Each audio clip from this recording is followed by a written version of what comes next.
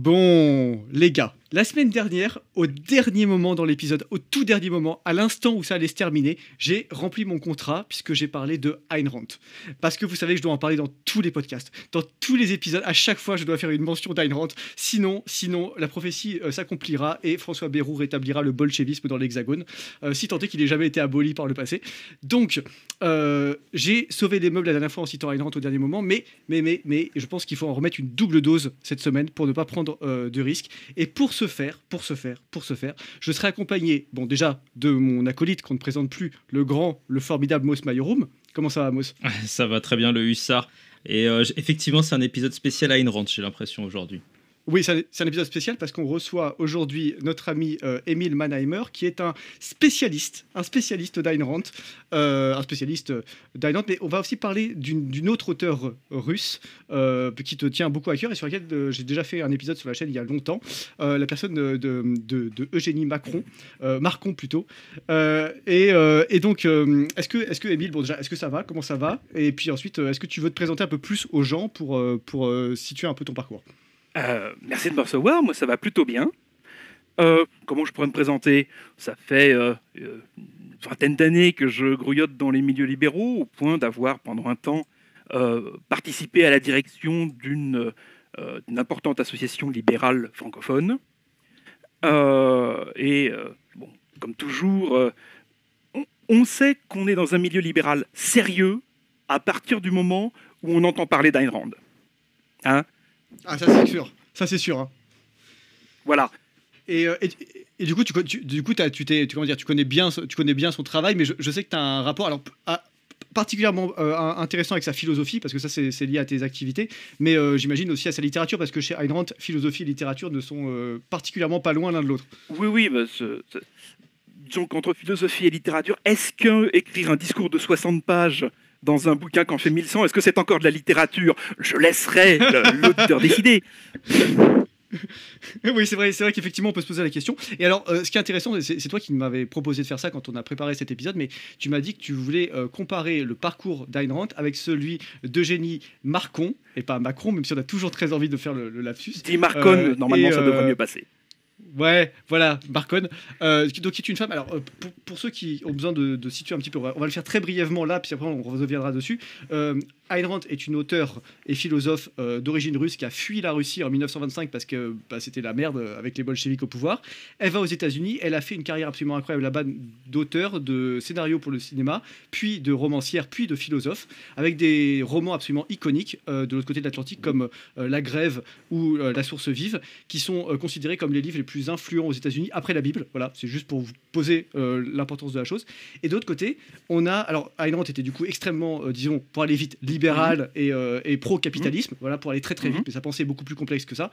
Et de l'autre côté, on avait une jeune femme russe qui s'appelait donc Eugénie Marcon et qui était alors elle une jeune femme passionnée par l'idéal communiste et par les possibles libérations et déstructurations de la société que pouvait entraîner la révolution bolchevique, et qui a connu un destin absolument extrêmement romanesque déjà, parce qu'il y a eu des vols, de l'exil, enfin c'est un peu le Bonnie and Clyde version URSS, mais qui a fini très jeune, assassiné dans un goulag par les bolcheviks, et qui a écrit juste avant de mourir, vraiment dans la cellule en attendant son exécution, un témoignage sur sa vie qui a connu une grande postérité après la chute du mur et après l'ouverture des archives soviétiques. Voilà.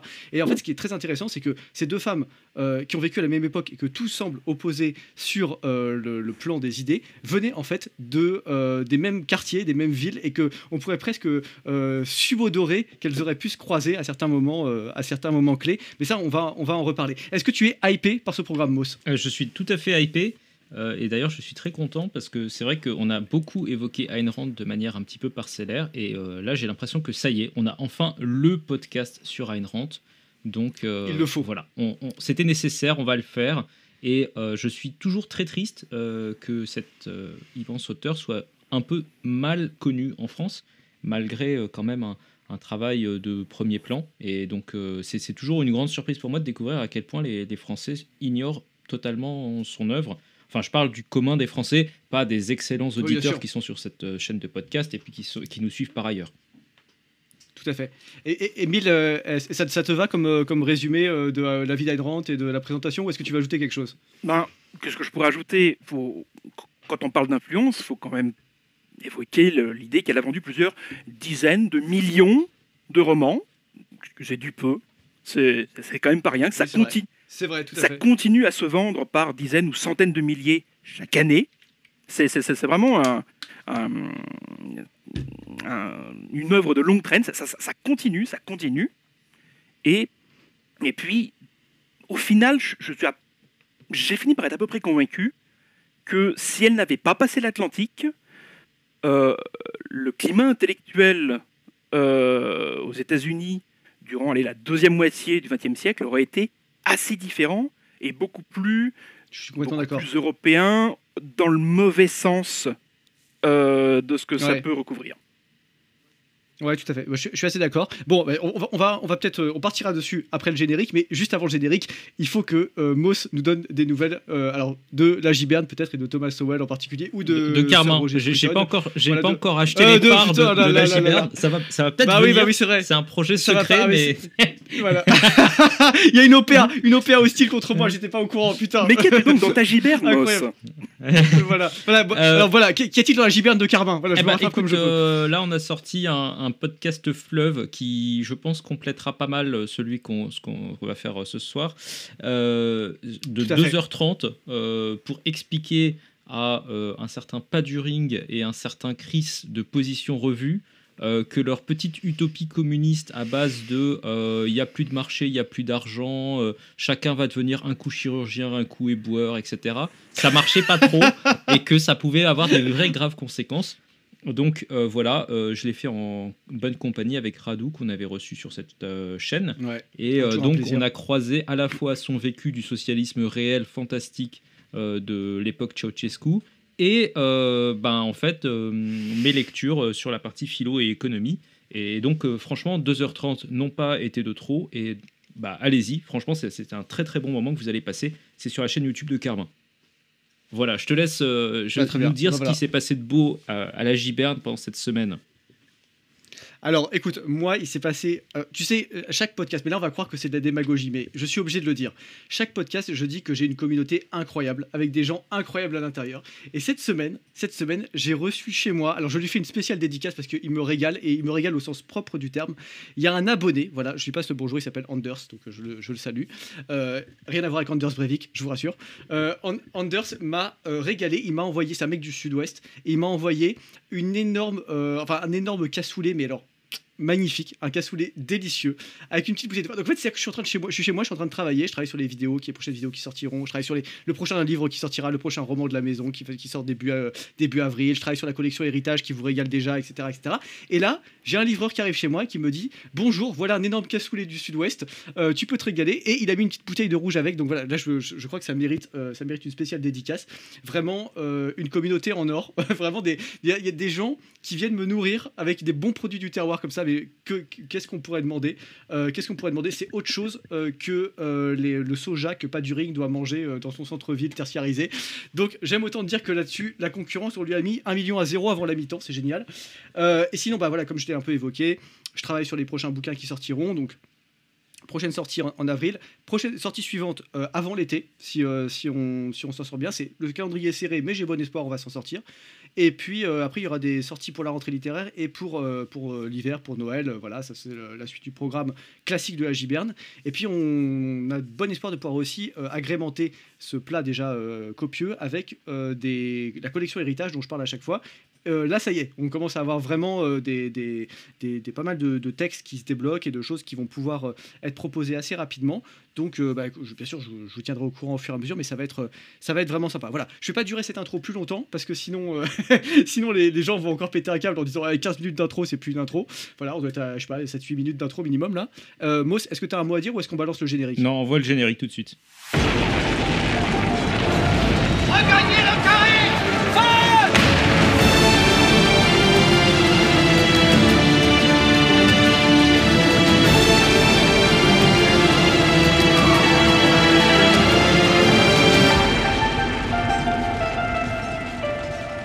Bon alors, Émile, on a commencé un peu à défricher le sujet sur Ayn Rand et sur son influence aux États-Unis, sur le fait que finalement elle arrivait très tardivement en France, puisque je crois que la première vraie traduction complète de la grève date de 2011 ou 2013, un truc comme ça. Et effectivement, elle a eu une influence considérable aux États-Unis. Est-ce que tu veux, peut-être, je sais pas par où tu veux partir, mais peut-être présenter un peu sa pensée ou présenter un peu ses influences. Qu'est-ce qui te semble bien? Vas-y, carte blanche. Semble là que par où je commence. Enfin, il y a la seule manière que je vois de résumer Ayn Rand, c'est en 3 mots d'anglais. Larger than life. C'est complètement invraisemblable de voir une gamine de la bourgeoisie de Saint-Pétersbourg qui... Oui. Son père était pharmacien, Oui, si je dis pas de bêtises, hein. Il avait une grosse pharmacie. Son père était pharmacien, c'est juste. Donc voilà, c'est la bonne bourgeoisie, mais c'est pas non plus extraordinairement. Bon, quand on est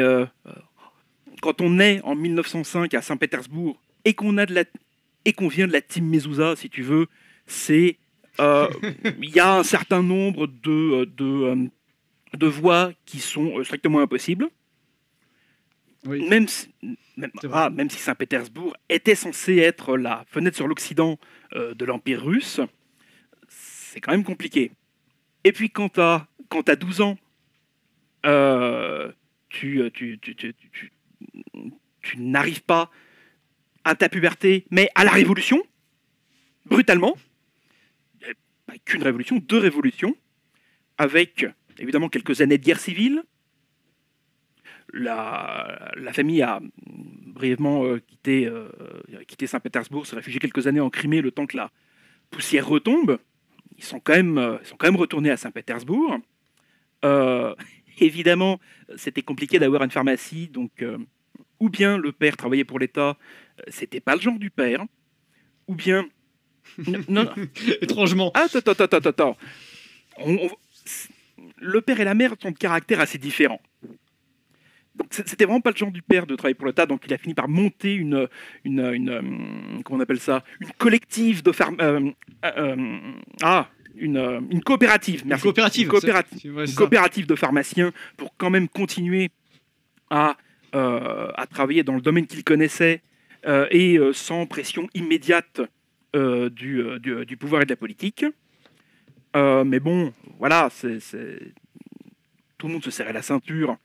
Tout le pays se serre à la ceinture pour des raisons évidentes. Hein. Quand on détruit la propriété privée, très rapidement, il n'y a plus grand-chose à manger. J'exagère, mais... Tout à fait. Il y a eu grande famine, ouais, c'est vrai qu'il y a eu de la difficulté, même il y a eu des disettes, puis des famines. Hein. C'est vraiment ça l'histoire de la Russie de cette époque-là. Hein. Oui, c'est les fameuses 75 récoltes catastrophiques parce que 75 années de mauvais temps, étonnamment. Voilà. on va alors bizarre, c'est étrange. Hein. Pourtant ils avaient vraiment des bonnes terres arables et tout en Ukraine. Normalement ça aurait dû le faire. Hein. Je sais pas si c'est je comprends pas du tout pourquoi vous dites ça, parce que moi j'ai écouté une super vidéo. Les mecs ont dit on postule que ce sera l'abondance si jamais c'est le communisme. Donc on aura tout à se partager. Moi j'ai lu un certain bouquin d'André Gide.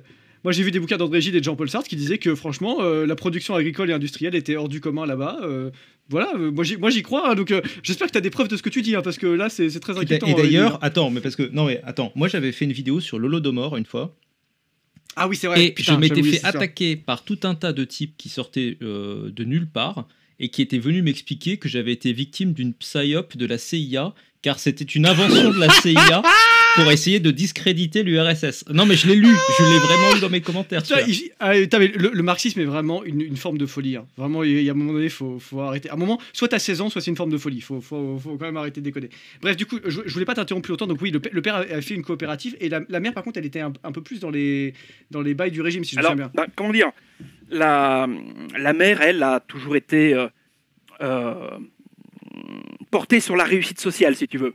Et donc, elle a eu pas vraiment de problème à coopérer gentiment, alphabétiser des moujiks, traduire des livres de propagande ou en tout cas approuvés par le régime, ce genre de choses.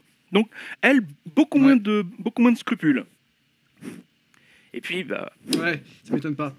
Mais, et alors, à ton avis, alors là, on ne faudrait pas qu'on tombe dans la psychologie du comptoir, mais qu'est-ce qui a fait tu crois qu'il y a une opposition entre Ayn Rand et sa mère qui a fait qu'elle a plutôt pris le parti de son père et que ça a marqué le reste de sa vie, ou alors est-ce qu'elle est vraiment l'héritière de ces deux personnalités dans la suite? Alors,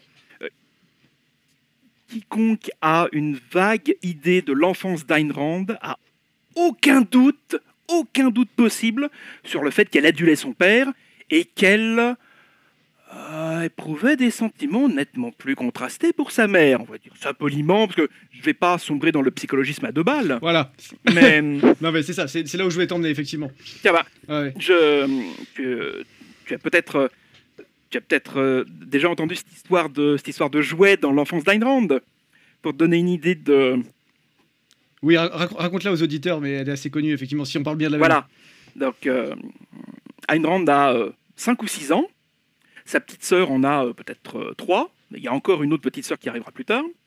Et puis, un jour, leur mère leur dit écoutez, il y a beaucoup trop de jouets dans vos chambres. Ce que je me propose, c'est vous répartissez vos jouets en 2 moitiés. Il y en a une moitié que je vais mettre à la cave, que je vais mettre de côté, et que je vous rendrai dans 1 an. Et dans 1 an, on intervertira les 2 lots. Et bon, voilà. Rand, anticipant, c'est déjà une idée de sa psychologie gamine, anticipant la joie qu'elle va avoir, hein, met de côté donc ses plus beaux jouets, celles qu'elle préfère. Et donc voilà, la mère prend les jouets. 1 an plus tard, Ayn Rand se souvient de la promesse de sa mère. Et elle lui demande ses jouets. Et là, sa mère, zéro culpabilité, lui dit « Oh mais non, mais enfin, c'était pas très sérieux, je les ai donnés aux pauvres, tous ces jouets, vous aviez vraiment beaucoup trop de jouets. Hein, il faut un peu penser aux pauvres quand même. » Bon, Allez, voilà. je peux comprendre que niveau altruisme, ça puisse bloquer. Mais j'avais entendu cette histoire, effectivement. Alors moi, je me suis même demandé si elle était vraie, parce qu'elle est tellement incroyable, cette histoire, que à part Ayn Rand, on n'a pas de source pour savoir ce genre de choses. Et c'est un peu le problème, d'ailleurs, sur la jeunesse d'Ayn Rand en général, c'est que, en fait, comme elle a émigré aux États-Unis, qu'après, elle a quasiment pas revu sa famille de toute sa vie. Après, je crois, une de ses sœurs, après, brièvement, dans les années 70, Très brièvement, 80, oui. à la fin de sa vie. Ouais, très brièvement, ouais, quelques jours. Et en fait, elle a jamais revu ni son père qu'elle adorait, ni sa mère, ni le reste de sa famille, ses cousins, machin truc. Et donc, effectivement, c'est toujours un peu compliqué de démêler, en tout cas dans les premières années, ce qui relève de la légende et ce qui relève des faits. Surtout qu'en plus, chez Ayn Rand, comme c'est une romancière, il y a un goût pour la narration et pour les événements un peu tortueux comme ça. Alors, peut-être un peu fast forward, parce qu'on pourrait parler des heures de l'enfance de Rand, mais en gros, ce qui se passe, c'est que donc, elle commence son adolescence au milieu de la révolution bolchevique. Elle est évidemment très très bonne élève à l'école. Et en fait, dans les années 20, elle va se passionner pour la culture américaine, c'est-à-dire les westerns, etc., la culture occidentale. Elle va faire de la philosophie. Alors à l'époque, en Russie, on enseigne beaucoup la philosophie de Kant. Et elle va se dresser beaucoup contre Kant. Elle va être assez, c'est moins qu'on puisse dire, assez anti-kantienne. Enfin, peut-être pas dans les premiers moments. Est-ce que tu as envie de nous en dire un mot déjà de ça? Disons que dans ces études de philosophie, alors encore une fois, études de fac de philo sous les débuts de l'ère bolchevique. Bon, la philosophie c'est bien, mais c'est pas très productif, c'est pas très ouvriériste.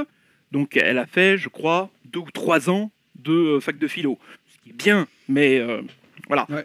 Comme Eugénie Marcon d'ailleurs. Oui. Elles ont le même parcours aussi de ce côté-là. Et alors pour le coup, Eugénie Marcon était vraiment très influencée par Kant aussi. Mais alors elle marchait dans le comment dire, la doctrine de Kant appliquée à la morale marxiste. Enfin c'était quelque chose qui lui parlait beaucoup.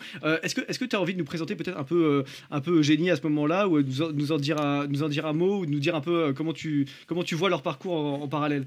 Alors si tu veux, si je me souviens bien de ma lecture de Révolté, qui est donc son... Oui, parce que Révolté, c'est le nom en français de ses mémoires en fait qu'elle a écrites juste avant d'être assassinée, et qui sont en fait le nom lui-même est un nom qui a été trouvé après coup, parce que en fait c'est vraiment juste littéralement un dossier administratif dans lequel il y a quelques pages qui sont glissées, enfin quelques pages, c'est Une trentaine de pages. voilà quoi. Et ouais, c'est une trentaine de pages avec une écriture bien tassée, bien propre. Voilà. Donc voilà, est-ce que tu as envie de nous en dire un peu un mot? Alors, de mémoire, Marcon a quelques années de plus. Donc quand Oui, tout à fait. frappe la Révolution, c'est plutôt une jeune adulte. Ouais. Elle vient pas de la bonne bourgeoisie, elle vient de la haute bourgeoisie. C'est Oui, littéralement... tout à fait. Ses parents sont vraiment riches. Alors, Ouais. riche, non, mais c'est littéralement la partie, encore une fois, de la partie de la team Mezouza qui toque à la porte de l'élite. Ouais, donner- tout à fait. Elle est dans le meilleur lycée de la ville, etc. Elle a les meilleurs profs. Oui, et puis- voilà. Le père de Marcon était le bibliothécaire de la fac de Saint-Pétersbourg. Et la seule raison pour laquelle il était bibliothécaire, c'est que quand on est juif à l'époque, on ne peut pas être prof. On ne peut pas être prof de fac. C'est assez aussi simple que ça. D'ailleurs, plus tard, le père d'Eugénie fuira à Londres, je crois, où là, il sera prof de fac, aucun problème. Genre de prof de fac de philologie, à parler une demi-douzaine de langues vivantes et une douzaine de langues Oui, mortes. Enfin, Tout à fait. Oui, grande famille de polyglottes. D'ailleurs, elle-même parlait allemand sans problème. Elle avait des bonnes bases de français, hein, si je dis pas de bêtises aussi. Évidemment, le russe. Mais je crois qu'elle maîtrisait encore d'autres langues que ça. L'anglais, elle le maîtrisait bien aussi. Enfin voilà, il y avait des choses. Oui, c'était quand même quelqu'un avec une grande érudition aussi, malgré son jeune âge. voilà, oui. Alors, Marcon, c'est vraiment la haute bourgeoisie. Hein, Marcon avait...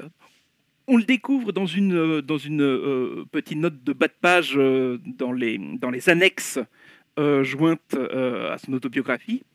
En à fait, fait. elle avait comme ami personnel simplement la fille du grand rabbin de Saint-Pétersbourg. Oui, c'est vrai, tout à fait. Voilà, littéralement au-dessus, faut être chrétien orthodoxe et noble, si tu veux. C'est- Ouais, bah, c'est ça. C'est là au-dessus, tu es dans la course, oui, au titre de noblesse russe, le fameux Chin, qui est. Ouais, ouais. Voilà, donc si tu veux, en termes... Bah, je me suis longtemps demandé s'ils auraient pu se croiser. Alors, je suis allé fouiller, grosso modo, ce que je peux trouver d'équivalent, c'est un peu comme si Ayn Rand avait grandi donc, au-dessus de la pharmacie de son père. C'est un peu comme si à Paris, c'était au niveau de la mode Piquet-Grenelle. Alors que Marcon aurait grandi, si tu veux, à 300 mètres du Collège de France. Oui. Et 300 mètres, parce que 300 mètres du Collège de France, tu peux être du côté de Notre-Dame, c'est pas si bien que ça. C'est plutôt 300 mètres du Collège de France, Côté vraiment quartier au latin. Oui, Luxembourg, voilà. quoi. Ouais, c'est à côté Sénat, et voilà. Voilà. C'est, encore une fois, les deux sont des beaux quartiers, mais il y a un des deux beaux quartiers qui est un très beau quartier. Ouais, tout à fait. Tout à fait, tout à fait. Et alors, oui, alors en fait, on n'a aucune trace du fait que ce soit croisé un jour, même si, comme on voit, par leurs origines familiales, par leurs études et par leur centre d'intérêt, etc., et même leurs bons résultats scolaires, elles auraient eu toutes les raisons de pouvoir sympathiser, au moins avant l'époque marxiste. Alors, en plus, il y a un truc qu'on dit jamais sur Rand, c'est qu'il y a eu une brève période quand même où l'idée d'en finir avec le tsarisme lui plaisait beaucoup quand c'est arrivé, parce que typiquement quand tu es juif, effectivement il y a beaucoup de choses qui te sont interdites, il y a un certain nombre de réformes qui étaient nécessaires, il y avait des difficultés d'accès à la terre, d'accès aux moyens de production Bien qui sûr. étaient terribles et qui avaient fait l'objet de tentatives de réforme plus ou moins intéressantes d'ailleurs de la part du tsarisme, mais qui étaient insuffisantes et qui n'avaient pas été menées à terme. Et donc effectivement ça a créé un terreau, c'est le cas de le dire, un terreau très comment dire, défavorable pour après voir arriver le bolchevisme dessus. Et alors ce qui est intéressant, c'est que c'est au moment vraiment où leurs vies vont se mettre à diverger, parce que là on a vu tout ce qu'il y a en commun. Et en fait, le moment où Il y a encore Oui, vas-y, d'autres dis-le, choses je t'en en commun. Parce que tu parlais tout à l'heure de Kant. Il y a un philosophe qui, pour le coup, a marqué les deux très, très, très positivement. Et les deux ont passé leur jeunesse largement imprégnée, tout simplement, des idées de Nietzsche. Oui, c'est vrai, j'ai pas pensé, mais tout à fait, oui, c'est évident, oui, oui. Et d'ailleurs, elles vont pas du tout en tirer exactement la même chose, mais c'est ça qui est intéressant. Il y a un Nietzsche solaire et un Nietzsche pas du tout solaire qui vont se rencontrer. Pas du tout la même chose, oui et non.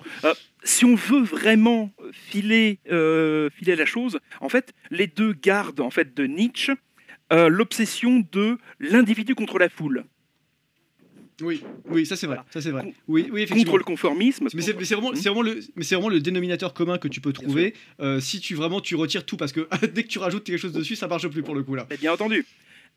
Dès que tu rajoutes quelque chose de plus, ça diverge complètement. Marcon était passionné par tout ce qui était allemand. Ça vient de la famille de sa mère, je crois. Passionné par tout ce qui était allemand. Tout à fait. Alors qu'au contraire, Puis la philosophie kantienne, en fait, ça résonnait beaucoup. Puis à l'époque, les gens ne se rendent peut-être pas compte dans nos auditeurs, mais à l'époque, la Russie est frontalière de l'Allemagne. Oui, bah oui. Le Reich allemand. Donc en fait, c'est vraiment comme si nous, c'est comme des Français qui sont fascinés aujourd'hui par, je sais pas, l'Espagne ou l'Italie. Tu vois, c'est vraiment des pays qui sont à côté, quoi. Voilà. Oui, bah, il y a longtemps eu en Russie un complexe vis-à-vis de l'Allemagne, parce que en Allemagne, tout marche du premier coup, et en Russie, rien ne marche jamais. J'exagère un peu, mais c'est le complexe, le complexe de Catherine la Grande. Ouais, tout à fait, tout à fait. Moss, est-ce que toi qui a travaillé un peu sur la réception de Nietzsche, notamment en Allemagne avec le Max Scheler, etc., est-ce que c'est des choses que vous aviez croisées un petit peu aussi ou pas du tout? Bah écoute, je t'avoue, alors moi je connais autant je connais un peu Ayn Rand, autant Eugénie Marcon je la connais beaucoup moins, voire pas du tout en fait. Je crois pas avoir lu ses on t'a collé là. Ces textes. Non mais moi je suis très content de découvrir des auteurs que je connais pas. Il y a pas de. Putain, je cite des dissidents soviétiques que Moss Mayorum ne connaît pas. Je sais pas si les gens se rendent compte dans nos auditeurs. Je veux que là vous mettiez un pouce en l'air. Je la connais de nom si tu veux, là, mais je l'ai pas lu. Je l'ai pas lu quoi. Donc. Non mais y a pas de reproche. T'inquiète pas, tout va Tu bien. sais, ma pile de lecture, elle grimpe tous les jours, mais bon. Ouais, elle est incroyable. Mais en tout cas, moi j'ai trouvé intéressant ce que tu dis sur le côté nietzschéen, parce que c'est vrai qu'effectivement c'est quelque chose que j'ai retrouvé, par exemple dans La source vive, tu l'as un petit peu, et puis dans le fameux discours de John Galt là, qui court sur au moins 50 pages, tu l'as aussi. Et ce côté, il y a un petit peu une sorte de référence à le dernier homme qui se dresse dans un arrière-monde, tout ça. Enfin bref, bon. Et puis en même temps, c'est vrai qu'il y a aussi ce côté un petit peu surhomme, quoi, presque un peu prométhéen, le côté le gars qui peut tout faire, le gars qui peut être brillant, qui peut être qui peut porter littéralement le monde sur ses épaules. Et ça, c'est quelque chose qui a beaucoup marqué Ayn Rand. Alors, je connais pas suffisamment l'œuvre de Marcon pour en dire quelque chose, mais je présume que ça existe aussi.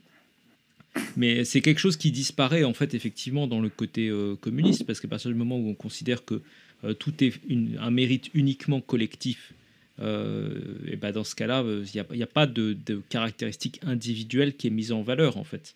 C'est très amusant d'ailleurs. La seule qui est autorisée, c'est celle du culte du leader suprême. Ça, c'est le seul truc autorisé dans tout. Enfin, la seule personne dont on peut dire qu'elle a une contribution réelle, tu vois, c'est lui. Tout le reste, c'est un effort collectif, en fait. Si tu veux, chez Marcon comme chez Rand, il y a, au moins dans les œuvres de jeunesse de Rand, ça a été largement amoindri par la suite, parce qu'elle a eu de bons maîtres par la suite. Mais il y a chez les deux une passion, j'irais jusqu'à dire du marginal, en fait, du marginal en but à la société. C'est hérité de leur position peut-être de juifs aussi dans l'empire tsariste, puisque effectivement ils ont un statut de marginal quoi qu'il en soit, même quand ils sont brillants. Très très possiblement. Après ça a pris des tournures pathologiques chez Marcon, qui ne se sentait jamais aussi bien que quand elle était environnée de la cour des miracles du patelin où elle était. Ce qui n'est pas trop le cas de Ayn Rand, moi je c'est crois. Pas le cas, c'est pas vraiment. Parce que moi, chez Ayn Rand, moi j'ai l'impression que c'est des entre guillemets, les marxistes diraient que c'est des faux marginaux, tu vois. Enfin, je veux dire, c'est des types qui sont quand même bien insérés socialement, qui ont un statut de, je pense à La source vive, tu as effectivement un moment l'architecte là qui redescend jusqu'à la carrière de Pierre. Mais si tu veux, on n'est pas dans un marginal drogué qui dort dans la rue, etc. Non, mais en fait, c'est que le marginal chez Rand, c'est l'homme qui est droit et juste par rapport à une société qui est corrompue et qui est mal finie, tu vois. Alors que chez Marcon, tu as beaucoup plus cette idée que tu peux te prostituer, tu peux être estropié, être mutilé, tu peux être moins que rien, tu peux te battre dans la rue, tu peux être un vagabond, tu peux voler. En fait, tu peux te compromettre dans le crime.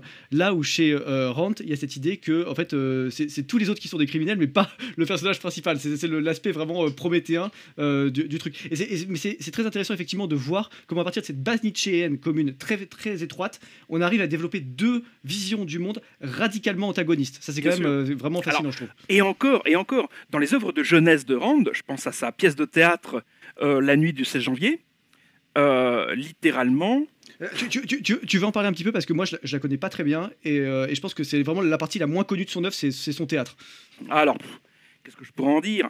Les milliers de personnes qui sont allées la voir quand elle a été montée en 2001 par Robert Hossein, je ne sais plus si c'était au Palais des Congrès ou quelque chose comme ça, mais le genre de grand spectacle qu'il faisait régulièrement. Très rapidement, c'est une histoire de meurtre passionnel, tout simplement. Et l'originalité, c'est à la fin, on demande au public de voter, voir si les... Vrai. Ça y est, ça me revient. Ouais, il y a deux fins possibles en fonction du verdict que les gens choisissent. En fait, c'est comme les jeux vidéo où à la fin, si t'as été bon ou méchant, t'as deux cinématiques de fin différentes. Exactement. Et voilà, on demande à la fin au public de voter, savoir si donc la meurtrière doit être reconnue coupable ou innocentée. Et Ayn Rand aurait bien aimé qu'elle soit innocentée, c'était sa fin préférée, parce que quand même, voilà, personne hors norme en but aux normes de la société. On continue à avoir un peu de nietzschéisme. Qu'est-ce qu'elle a écrit de mémoire dans les années 30, donc voilà, sa formation intellectuelle n'était pas... C'est au début de sa carrière, en plus, qu'elle a fait. En fait, ouais, si je résume bien, après Ayn Rand, du coup, part en 1925, tout début 25 aux États-Unis, et en fait, elle va aller... en fait, elle a un visa étudiant, mais elle va être une espèce de sans-papier au QTF pendant un petit moment. Oui. Elle va aller faire le pied de grue à Hollywood et devant les studios d'Hollywood pour trouver un job de scénariste là-bas. Et en fait, elle va travailler après avec Cécile B2000, c'est là où elle va rencontrer son mari. Et elle va en fait, comment dit-on, elle va se mettre à écrire des scénarios, notamment un premier scénario qui sera pris qui s'appelait The Red Pawns. Donc, Moss, ton anglais, enfin, tu es mon garant pour la traduction anglaise, mais je crois que ça veut dire Red c'est Pawns, c'est pion rouge. C'est la griffe, quoi. Non, c'est pas ça. Non, c'est vraiment Pound le pion. Ah, ok, d'accord, ok. Parce que je croyais que c'était Pawn au sens je crois qu'il y a un truc genre la griffe ou la patte ou un truc comme ça. Voilà, bref. Ok, d'accord, c'est pas ça. Mais en tout cas, bref, j'ai pas lu ce scénario. Mais si j'ai bien compris, c'est que c'était un film qui mettait qui dénonçait déjà les travers du bolchevisme dans une Amérique des années 30. Et alors là, les gens aujourd'hui comprennent pas parce que tu te dis l'Amérique c'est le temple du capitalisme, ça va être un carton. Mais pas du tout, parce que dans les années 30, les gens se rendent pas compte de ce qui se passe en Russie, de ce qui se passe dans l'époque bolchevique. Et donc en fait, ils sont en train de se dire, bah en fait, mais qui est cette femme qui va à l'encontre de nos pensées de petits bobos bien pensants de centre-ville de New York ou de Los Angeles ou de n'importe où. Et en fait, ils sont vraiment pas du tout en mode capitaliste, ils sont plutôt contre ça. Et donc en fait, elle va avoir une espèce un peu de coup d'arrêt au cinéma. Et là, elle va se mettre à faire des romans, d'une part, avec des difficultés au début, mais ça va marcher du tonnerre après. Et puis, elle va faire cette pièce de théâtre. Effectivement, j'avais zappé qu'elle avait fait ça, mais t'as raison. Merci de m'avoir rappelé l'existence de cette œuvre. Pour ce qui est des années 30 aux États-Unis, faut jamais oublier aussi que c'est les années de la Grande Dépression. Et que les Américains pensent avoir compris. Alors, l'analyse est erronée, mais ce qui se passe dans la tête de l'intellectuel américain de l'époque, c'est on a essayé le capitalisme, ça a manifestement échoué en octobre 29, maintenant essayons autre chose. C'est particulier comme mode de pensée, mais bon. C'est radical comme méthode au moins, tu vois. On a fait une tentative, tu vois. C'est bien. Oui, mais... Mais attends, ça, mon cher Hussard, tu connais l'argument par cœur, parce que toi, tu as déjà parlé de communisme et tu as déjà eu des centaines de commentaires. Oh, que oui. Tu sais très bien que le vrai capitalisme n'a pas droit à un deuxième essai, en fait. Par contre, le vrai communisme... Lui, il a droit à autant d'essais qu'il faut. S'il faut retenter 50 fois l'expérience, on le fera. Il n'y a pas de souci. Et tu sais, c'est marrant parce que moi, l'autre fois, je suis tombé sur un gars en commentaire qui m'avait dit mais tu te rends compte que Einstein de lui-même s'était prononcé pour le socialisme, etc. Je lui avais dit oui, mais Einstein, il a aussi dit que la folie, c'était de refaire toujours la même chose et d'attendre un résultat différent, et pourtant le communisme, ça a échoué à chaque fois. Et donc, en fait, si tu veux, là, le mec, après, il est parti en mode bon, il s'est énervé, donc je l'ai bloqué, voilà. La base, en fait, après, tu vois. Mais bref, oui, c'est vrai que c'est drôle de dire que, quand même, bon, évidemment, aucun système politique n'est parfait. C'est juste que il peut pas avoir toutes les qualités, mais il peut avoir tous les défauts, et tous les défauts, ça s'appelle le communisme. Voilà. En tout cas, ça, c'est ce que Ayn Rand aurait dit, et j'ai tendance à être plus j'avance dans la vie, plus je suis d'accord avec elle. Oui. Alors peut-être juste pour embrayer un petit peu avant et parler quand même un peu plus de Macron. En fait, elle, ce qui va se passer, c'est que du coup, elle va partir en vrille, en fait, hein, littéralement, avec son compagnon, qui était un intellectuel aussi, comme elle. Et en fait, ils sont vraiment acquis à la cause du communisme. Ils vont faire des conférences, ils y croient, ils sont en déplacement, etc. Et ils sont en but petit à petit au durcissement du parti et au durcissement des conditions de vie en URSS. Est-ce que tu as envie de nous en dire un mot, Émile? Voilà, est-ce que c'est un bon tremplin pour présenter la suite et ce qui s'est passé et comment ça a fini en fait? Alors, disons que Marcon et son mari font partie de ce qu'on appelait naguère l'opposition de gauche. C'est-à-dire que pour eux... Plus communiste que les Oui, communistes. mais voilà, c'est contre ce genre de profil que Lénine écrivait le gauchisme maladie infantile du communisme. Ouais, tout à fait. Pour eux, il est hors de question que la révolution s'arrête avec un parti qui, au final, essaye de rétablir une forme d'ordre, même prolétaire. Pour eux, le but, c'est la révolution permanente. C'est non-stop, toujours révolutionner plus. Enfin, c'est la surenchère gauchiste assez classique. Et effectivement, ils font un petit tour d'Europe à peu près, je crois, à la même période où Rand parvient à sortir du RSS. Parce que c'est la période, tu sais, où Lénine est très malade puis meurt et où Staline n'a pas encore le pouvoir ferme. Donc, Oui. Tout à fait. Et puis c'est aussi la période où les gouvernements occidentaux comprennent que les tentatives de déstabilisation du nouvel ordre bolchevique en Russie vont échouer. Et donc en fait, ils commencent à reconnaître beaucoup plus la Russie, voire à rouvrir des ambassades. Et donc on peut redonner des visas et voyager plus facilement. Oui, c'est donc très il y a un moment où les choses se dégèlent un petit peu de ce côté-là aussi. c'est très très juste. Et donc effectivement, Marcon et son mari font un tour d'Europe, font des conférences pour le communisme, contre le parti bolchevique. C'est un peu original, mais... Le concept est vraiment, vraiment intéressant. C'est-à-dire qu'en fait, on a une communiste anti-parti communiste en Oui, place. mais c'est vraiment l'opposition de gauche. C'est ce qui finira par être reproché à Trotsky et à quelques autres aussi après. Ouais, tout à Et fait. donc, évidemment, ils font des conférences défavorables au régime à cette époque. Imaginez bien que ça ne tombe pas dans la poubelle, mais qu'il y a toujours quelques agents du régime qui sont là pour noter, très bien, ceux-là, dès qu'ils reviennent dans le pays, on va les choper. Et Oui, d'ailleurs, on leur dit de pas revenir plusieurs fois et ils s'obstinent à revenir. C'est-à-dire qu'en fait, ils auraient pu fuir en Allemagne, ils auraient pu fuir à Paris et ils l'ont pas fait. Et ils ont choisi de revenir en Russie alors que ça allait à 101% de chance, tu vois, de partir en sucette. Et c'est parti en sucette, bien sûr. oui, d'ailleurs, c'est monsieur qui a imposé de revenir en Russie. On ne sait pas trop pourquoi, c'est pas tout à fait clair. Est-ce que c'est pour retrouver son cercle d'intellectuels d'avant-garde? C'est possible. Ouais, c'est possible. D'autres au goulag où ils finiront, diront, mais on n'a pas de preuve de ça, qu'en fait c'était un indique. Ah, ok, je connaissais pas cette théorie. Ok, lui en fait aurait été un comment dire, un ver dans la pomme, quoi. Il y a des camarades de goulag qui l'ont connu et qui disent que lui était un indique. Mais voilà, parole de vivant contre parole de mort, c'est quand même compliqué Ouais, c'est quand même un difficile. peu compliqué. Donc, toujours est-il que lui dit on rentre au pays et bon, madame, aussi révoltée soit-elle, suit quand même. Ouais. Ok, c'est marrant parce que moi j'avais bien compris que c'était lui qui poussait à rentrer au pays et je me disais que soit c'était parce qu'il était aveuglé, soit c'est parce qu'en fait il trouvait les mœurs occidentales un peu décadentes et qu'en en bon russe il voulait pas que sa femme reste trop dans ce bain-là parce qu'ils sont quand même à Paris avant et ils ont déjà des fréquentations dans les milieux disons interlopes de Paris, c'est-à-dire tout ce qui est maison close, tout ce qui est syndicat anarchiste, etc. Et je pense qu'il était tout communiste qu'il était, il voulait peut-être pas la mise en commun des moyens de reproduction de sa femme. Si tu veux. Alors, je comprends ce que tu veux dire.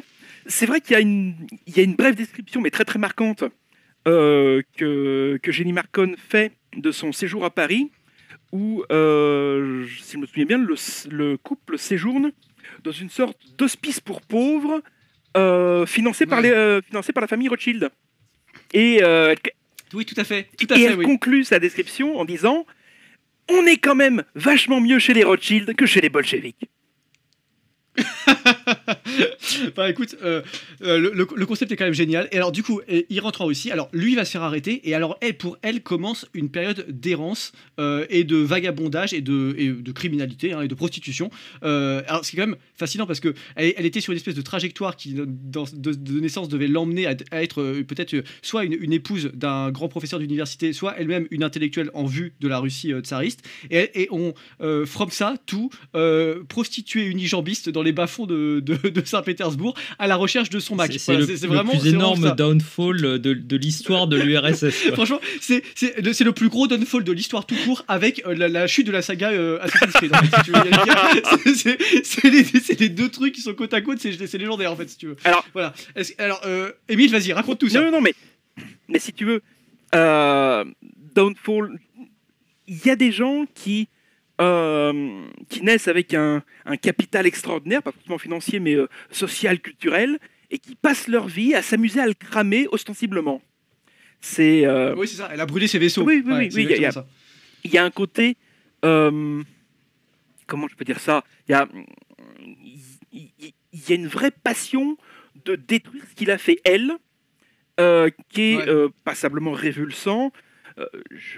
J'irai pas jusqu'à dire que c'est quelque chose qu'on retrouve chez certains idéologues de 68, mais bon, 68, c'est clairement les enfants de bourgeois qui faisaient la révolution, tandis que les enfants de prolos, eux, étaient policiers. Ouais, tu sais, c'est marrant parce que ça rejoint un truc que moi j'appelais le syndrome du barbare, mais en fait, tu sais, imagine, t'es un putain de go qui arrive devant Rome en 410, tu vois. Et en fait, t'arrives, tu sors des steppes. En fait, le meilleur truc que ton peuple a inventé, c'est un tonneau, d'accord ? En face, t'as des mecs, ils ont des palais en marbre, ils ont l'eau courante, ils ont des aqueducs, ils ont un système de thermes, ils ont une médecine archi évoluée, ils ont 1 milliard de bouquins, ils ont 257 façons de se dire poliment bonjour le matin. Leurs mains sont propres après quand tu sors des toilettes parce qu'en fait, ils se torchent proprement, tu vois, au lieu de s'essuyer avec du crâne de cheval, tu vois. Et donc, en fait, les mecs arrivent, en fait, il y a un moment donné, ils n'arrivent pas à admettre, en fait, le monde dans lequel ils arrivent. Et en fait, il y a une espèce de truc très enfantin qui se produit, c'est qu'il y a une jalousie instantanée qui se met en place et ils ont envie de détruire ce qu'ils ne peuvent pas égaler. Et en fait, en plus, en comprenant qu'une vie, ils pourraient pas refaire ça. Donc en fait, il y a ce côté, même si on se défonçait, on n'arriverait pas à le rattraper. Et je pense que, tu vois, tu parlais des idéologues de mai 68, mais c'est vraiment ça. C'est-à-dire qu'en fait, ils sont héritiers de toute une tradition intellectuelle française, d'un cadre français, de normes françaises, d'une politesse, d'un art exquis. Et en fait, ils s'amusent à le brûler parce qu'en fait, ils ne peuvent pas. Ils sont jaloux de leur propre culture. En fait, c'est une forme de masochisme très particulier. Et je pense que chez Marcon, on a exactement le même schéma mental, c'est-à-dire que c'est quelqu'un qui est extrêmement intelligent, ça transpire à tous les instants du texte, et qui est extrêmement autodestructeur, et ça transpire aussi à tous les instants du texte. En fait, le communisme agit comme un incubateur et un catalyseur, voilà, c'est le mot que je cherchais. Ça accélère la réaction chimique pour provoquer en fait finalement cette déchéance qui aurait peut-être été soit contenue, soit très très lente dans son mécanisme normal s'il n'y avait pas eu de révolution et qu'elle avait continué sur sa trajectoire de grande bourgeoisie. Oui, je sais plus qui disait que chez beaucoup de gens, in fine, le gauchisme est moins une idéologie qu'un drame personnel. Mais il y a quelque chose. Ouais, c'est vrai. Putain, elle est incroyable cette phrase, mais elle est très vraie. Elle est très très vraie. Ça, c'était. Moi, tu sais de qui elle est cette phrase ou je n'en ai aucune idée. Je peux essayer de. Bon, en tout cas, bravo, big up à son auteur. Si vous le savez, dites-le nous en commentaire du podcast. Hein, ça nous intéresse. Mais effectivement, ouais, c'est très très juste. Et alors, en fait, ce qui se passe, c'est qu'elle va passer son temps après, quand elle va revenir en Russie, à essayer de toquer à toutes les portes et à toutes les administrations, purement bolcheviques d'ailleurs, pour essayer d'obtenir des nouvelles et savoir où est son compagnon. Ils sont mariés, si je dis pas de bêtises. Ouais, et puis il y a un élément qu'on n'a pas cité du tout, mais qui est très très important, c'est qu'en fait elle a eu un accident quand elle était. On n'a pas parlé de ça, mais c'est une évidence tellement. Voilà, elle a eu un accident quand elle était jeune. Est-ce que tu veux nous raconter ça ? C'est même pas tellement une évidence parce que pour elle le mentionne juste en passant dans. Oui, elle s'en fout quasiment. 5 ou 6 lignes à peine. On apprend que à un moment de ses errances, le tram lui est passé dessus, elle a perdu ses 2 pieds. Bon. Voilà, et après elle marche avec des prothèses pour le. Voilà, elle a 2 sabots à la place des pieds, c'est ok, d'accord, je. Ouais. Ouais, et oui, c'est ça. Elle te le dit vraiment entre la poire et le dessert. Tu sais, c'est absolument. C'est presque sans équivalent dans toute la littérature. Un personnage qui te dit: ah bah, au fait, comme ça, c'est. Et puis après, il en reparle quasiment plus, quoi. Et quand elle se déplace dans le bouquin, elle dit toujours: je suis allé à tel endroit, j'ai marché vers tel truc, j'ai rencontré tel. En fait, il n'y a pas de moment où elle a l'air de galérer à se déplacer. Tu vois, pour elle, le handicap est inexistant finalement. Quelque part. Oui, c'est elle est tellement exaltée par ses idées que bon, les contingences matérielles, c'est pas. Enfin, ce qui matche bien avec le bolchevisme, au final, les contingences matérielles. Hein. J'avais une production de pieds qui a été en chute libre. Et du coup. Et vous êtes poète? Non, non, pas du tout. Je parlais de mes vrais pieds à moi. Ah bon, d'accord. Mais oui. Après une errance mi-administrative, mi-cours des miraclesques. Ouais. Alors en fait, ce qu'il faut savoir, c'est qu'elle retourne à Saint-Pétersbourg, où sa tante a un appartement, et elle choisit de ne pas aller vivre chez sa tante, mais de vivre dans la rue, dans la cour des miracles, entourée de gamins des rues qui crèvent la dalle et qui volent pour vivre, de prostituées, de macs, de criminels, enfin de dormir dans des parcs, de dormir par terre. Enfin, c'est complètement délirant. Et encore une fois, ça montre que vraiment elle est dans une démarche autodestructrice très très forte. Oui, d'autant plus que jusqu'à la fin, sa famille ne la renie pas. Jusqu'à la fin, sa famille accepte de bien lui propose: rentre à la maison, arrête de faire tes imbécilités et tout se passera bien et on passe l'éponge. Ouais. Et alors, ce qui va finir par se passer, c'est quand même que, alors, parce que moi, je me souviens, elle va dans une gare. En fait, elles font des vols de valises dans les gares. Oui, tu sais, les gens voyagent beaucoup en train et ils se posent en fait dans la gare. Et toi, tu viens avec une valise qui ressemble un peu. Tu la poses pas très loin et tu repars avec la valise du gars. Et en fait, ta valise à toi, elle était vide et la sienne, bah, tu pars avec des affaires et tu vas la vider tranquillement dans un coin. Et en fait, voilà. Bon, elle va finir par se faire choper et emmener au poste après quelques vols de valises. En fait, l'espérance de vie est très très courte quand tu fais ça, parce que en fait, le bolchevisme, contrairement au gauchisme contemporain en Occident, il s'accompagne pas d'un laxisme judiciaire. Donc tu te fais choper une fois, t'es bon pour le goulag. Enfin, à l'époque, alors c'est des goulags, mais en fait, le terme est encore relativement tabou. Et en fait, elle va se retrouver envoyée dans le premier goulag, qui est alors je voudrais pas écorcher le nom, c'est les îles Solokhin, si je ne dis pas de bêtises. Pour ceux qui ne voient pas, c'est au bord de la mer Blanche. La mer Blanche s'appelle comme ça parce qu'elle gèle. C'est très beau. Voilà, oui. Et alors, ce qu'il faut dire, c'est que en fait, le goulag est construit. C'est pas comme les grands, parce que les gens ont en tête des images de goulag avec des grands terrains plats, avec des barbelés, etc., comme il y aura dans la Colima beaucoup plus tard, et qui ressemble en fait à une version des camps de concentration nazis avec un pack de texture neige, tu vois. Mais en fait, c'est pas vraiment ça là. C'est plus, c'est un ancien monastère qui a été exproprié et qui en fait devient un camp de prisonniers. Et donc, elle va être enfermée là-bas. Et en fait, elle est assez contente quand même de se faire arrêter, parce qu'elle se dit qu'elle va peut-être pouvoir retrouver son mari en détention. Elle a une vision complètement délirante de la chose. Évidemment, ça va pas se passer comme ça. Il va y avoir des rébellions sur place, il va y avoir des actes assez violents sur lesquels elle passe très vite, parce qu'on sent que quand elle arrive à ce stade du récit, elle a plus beaucoup de temps. Et en fait, elle va finir par être condamnée à mort et par être exécutée et par être jetée dans une fosse commune. Et ce sera la fin de son histoire. Et pendant ce temps, dans la version, ça c'est la version bolchevique, mais dans la version capitaliste, voilà, l'histoire s'arrête pas dans les années 20, elle continue jusqu'aux années 80. Voilà, désolé, hein, parce qu'en fait, quand ça marche, ça continue. En fait, c'est ça le principe des choses, voilà. Et donc, Ayn Rand, elle va avoir le temps d'écrire un peu plus que de textes, un peu plus de vendre quelques millions de bouquins, de faire une œuvre philosophique, voilà, d'influencer Ronald Reagan. Enfin voilà, des tas de choses comme ça, plus ou moins sympathiques. Qu'est-ce que tu as envie de nous en dire un peu, Émile? Écoute, qu'est-ce que je pourrais en dire? Elle a quand même passé la Grande Dépression, principalement à Hollywood, qui était un secteur qui ne connaissait pas la Grande Dépression. Elle a eu beaucoup de chance sur ce coup-là, qu'elle était et tout sauf conne et vraiment travailleuse. Donc, du coup, elle était quand même assez appréciée. Mais au final, ce qui deviendra à terme sa vraie base, ça reste quand même New York. Oui, c'est ça, effectivement. Et pour le coup, en fait, Ayn Rand, ce qui lui plaît vraiment, c'est dans la culture américaine, c'est tout ce qui est aussi.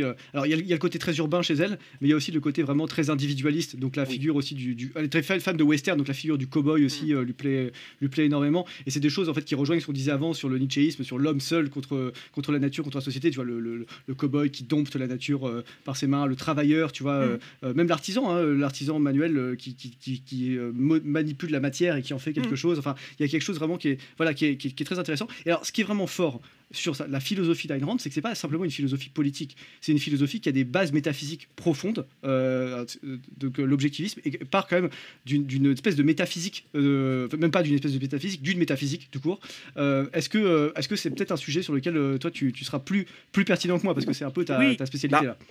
Si tu veux, à la sortie de je ne sais plus lequel de ces livres, conférence de presse organisée par l'éditeur, il y a un journaliste dans la salle, qui lui demande: est-ce que vous sauriez me résumer votre philosophie pendant le temps où je peux tenir sur un seul pied? Alors, la question est très américaine déjà. La règle, cette formulation est amusante. elle n'est pas du tout américaine en fait. Elle n'est pas du tout américaine. C'est une allusion un peu subtile de la team D'accord. Mezouza. Parce que Ok. il se trouve que y a un passage du Talmud où il y a un type qui veut se convertir, qui va voir les deux plus grands sages de son époque, qui leur demande enseignez-moi toute la Torah pendant le temps où je me tiens sur un pied. Le premier, le chasse à grands coups de balai, voilà, ça se passe très très mal. Et puis le deuxième, le premier c'est Shammai, hein, pour les gens de la team Mezouza qui nous écoutent. Salutations confraternelles. Et Oh putain, voilà, faut le savoir. Hein. Voilà, le Hussard organise des podcasts avec l'antitétionniste. Hein, voilà, faut le savoir. Voilà. Moss qui est en train de se dire: mais qu'est-ce que je fous là? Putain, mais qu'est-ce que je fous là? Je trouvais qu'il y J'avais avait une maison beaucoup de d'édition références Prosper. depuis le début de cette émission à la team Mezouza et je commence à comprendre pourquoi. Là, je comprends le délire en fait. Je me dis, il y a de Ah, l'entrisme. c'est glissant. il n'y a pas de l'emprise, c'est juste que moi je sujet. peux, et il se trouve que je connais bien le sujet pour en être, donc du coup je me permets de m'étaler là-dessus parce que ça compte, je pense, dans les deux parcours. Et donc voilà, donc dans l'histoire du Talmud, le deuxième sage accepte, dit aime ton prochain comme toi-même, tout le reste c'est du commentaire, et maintenant tu commences à aller étudier les commentaires. Bon. Et donc cette question quasiment est proposée à Ayn Rand, et Ayn Rand répond en métaphysique, la réalité objective, en épistémologie, la raison, en éthique, l'intérêt personnel, en politique, le capitalisme. Et on pourrait ajouter, je crois que ça fait pas partie de sa réponse. Ça, la réponse, elle est incroyable parce qu'effectivement, là, c'est la version lyophilisée de la théorie d'Ayn Rand. Tu en mets 50 litres d'eau et t'as le truc final Oui, à la fin. c'est exactement ça. Et on pourrait rajouter, je crois que c'était pas dans sa réponse à l'origine, mais elle a toujours tenu à ajouter, même si c'est assez marginal dans sa philosophie, en esthétique, le réalisme romantique. Ce qu'elle appelle le réalisme romantique. Oui. Parce qu'elle était très très fan de, il faut le dire, de Victor Hugo, de Dumas, de Rostand et de Dostoïevski. Oui. Et surtout des trois premiers d'ailleurs. D'ailleurs, elle parlait le français. Elle avait une vraie fascination pour ces auteurs-là, tout particulièrement pour Victor Hugo et Rostand. Oui, autant Marcon était obsédé par l'Allemagne, autant les références de Rand, c'était beaucoup plus la France. Au point où tu parles de Victor Hugo, qui a toujours été son modèle littéraire ultime.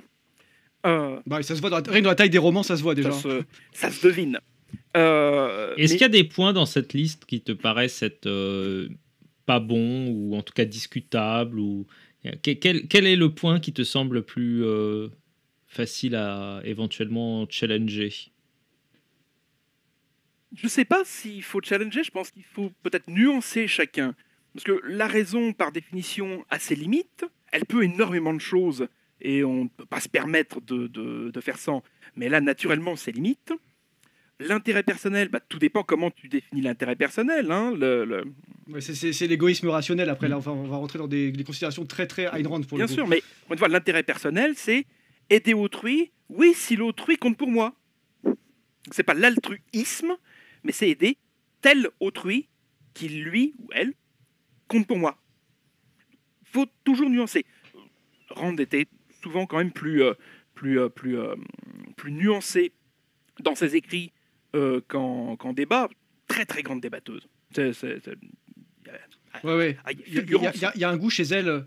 mais il y a un goût chez elle aussi de parfois d'outrance. Alors en fait le truc c'est que elle s'est entourée de gens aussi, et ça l'a desservi, mais c'est pas sa faute. C'est qu'il y a des gens qui ont eu donné une image un peu sectaire de sa pensée après sa mort, parce qu'il y avait ceux qui étaient autorisés à gloser sur sa pensée, ceux qui étaient à moitié autorisés, ceux qui n'étaient pas autorisés, ceux qui avaient raison, ceux qui avaient tort, et puis il y avait ce côté en fait, si t'es pas d'accord avec Ayn Rand parce que tu critiques, ce côté un peu wahhabite, si t'es pas d'accord avec un mot, t'es bon pour être lapidé, alors qu'en fait Ayn Rand elle-même était plus comment dire, plus capable d'être pragmatique et justement de revenir un peu sur des points, ou d'amender des points, ou de clarifier des points, et même elle était relativement demandeuse de ça. Parfois elle avait le défaut d'être comment dire, elle a le défaut de ses qualités, c'est-à-dire que comme elle est très intelligente, il fallait vraiment y aller longtemps pour qu'elle admette de remettre en question certaines choses, mais fondamentalement c'était pas quelqu'un qui était aussi buté que sa légende a pu le laisser penser après. Mais c'est toujours le problème des gens trop intelligents avec toujours de l'ampleur, comme tu disais, bigger than life, des gens qui sont tellement imposants. C'est comme Victor Hugo, tu vois, il laisse une image de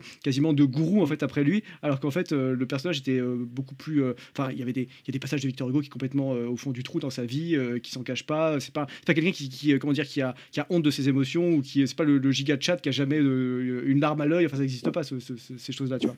Voilà. Après je sais pas si t'allais dire un truc d'ailleurs sur le rapport entre Victor Hugo et Rand, oui, mais on t'a interrompu. Non, plus que Victor Hugo,